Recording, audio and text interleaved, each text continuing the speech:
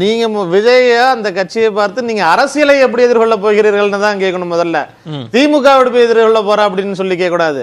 நீ முதல்ல பள்ளிக்கூடத்துக்கு வா, பாடம் படி, அதுக்கப்புறம் ஃபர்ஸ்ட் மார்க் வாங்குறவனோட போட்டி போடு.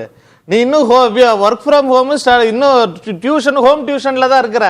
இன்னும் நீ ஸ்கூலுக்கே வரல, இன்னும் அரிச்சுவடி படிக்கல.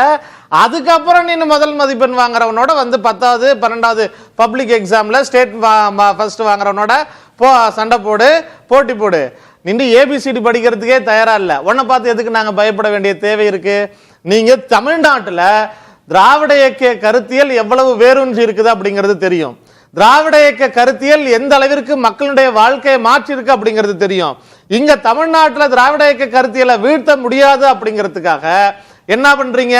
அதே மாதிரி அதிகாரம் பூசுறீங்க, அதே மாதிரி பெரியார் ஒரு படம் வைக்கிறீங்க, அதுக்கப்புறம் கூட இன்னும் 2-3 சப்கா கேரக்டர் கொண்டு வந்து சேர்த்துக்கிறீங்க. இங்க வந்து நீங்க வந்து இங்க நேரடியா வந்து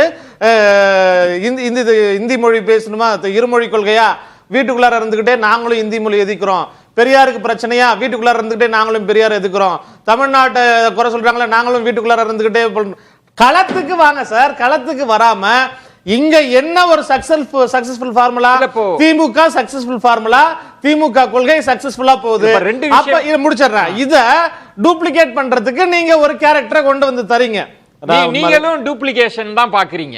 டூப்ளிகேஷன் பார்க்க வேண்டிய தேவையில்லை. இன்னைக்கு உறுதிட்டு அறுதிட்டு அவங்களே வெளிப்படையா ஒரு பாயிண்ட். இப்ப அமுதரசன், இப்ப சூழல் மாறுறப்போ மணி அவர்கள் சொல்ல மாதிரி ஏடிஎம்கே தாவேகா அப்படின்னு ஒரு அலைன்ஸ் ஃபார்ம் ஆகுது அப்படின்னா அது போட்டியும் கொடுக்கலாம், ஆட்சி மாற்றத்தையும் உருவாக்குற அணியா ஒரு ஸ்ட்ராங்கா அமையாது அப்படின்னு தான் நீங்க நினைக்கிறீங்களா? நீங்க இது வந்து இந்த பெர்முடேஷன் காம்பினேஷன் இதெல்லாம் ஏடிஎம்கே தேமுதிக இருந்திருக்குல்ல, அதுதான் சொல்றேன். நீங்க தேமுதிக வரும்பொழுது என்ன பூச்சாண்டி காமிச்சீங்க, இல்ல இன்னும் புதுசா கட்சிகள் வரும்பொழுது என்ன பூச்சாண்டிகள் காமிச்சீங்க. இன்றைக்கு நேத்து கிடையாது சார். விஜய்ங்கிறவர் இன்னைக்கு வந்திருக்கிறாரு, 2024 2025 வந்திருக்கிறாரு. இன்னும் களத்துக்கு வரல. பேப்பர்ல கட்சி நடத்திட்டு இருக்கிறாங்க, வாட்ஸ்அப் யூடியூப்ல கட்சி நடத்துறவங்க மாதிரி இவர் வந்து இப்ப அறிக்கை கட்சி நடத்திட்டு இருக்கிறாரு. நமக்கு அது பிரச்சனை கிடையாது. இந்த மாதிரி பல பூச்சாண்டிகளை பார்த்தாச்சு.